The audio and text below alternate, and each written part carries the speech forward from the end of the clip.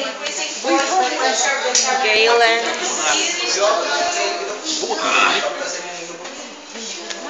Okay? Kuha.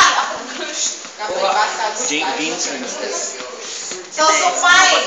And then, flex it laterally and the hip with the thigh. Okay? Grounded or kanang bitawng decompress siya against the abdominal or the abdomen. And then, Hands. both the patient's hands side Class. and then slowly the opposite side. So slowly ang opposite side, okay? Kung hyperextend man. Mailan ba? Mo extend ito yung extension sa hip. Okay? And then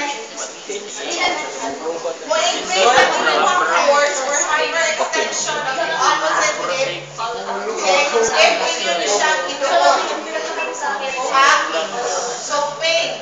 Pain gahapon siya sa sacroiliac. Galen. For example, di ba ang patient, asa mo nakabutang ang kamot sa patient?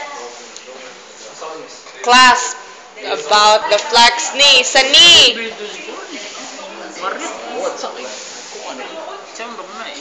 Okay? So, kani siya, ianak.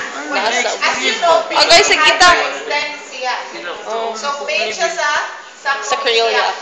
Okay? So, kung mo ni siyang ipa-push pag yun, niya kanimo hyperextend, positive siya sign kung na pain. Usually, kung nana, wala ka, di ba? Wala naman ka stretch. Pero kung may extra. Pero kung na, painful sa sacroiliac.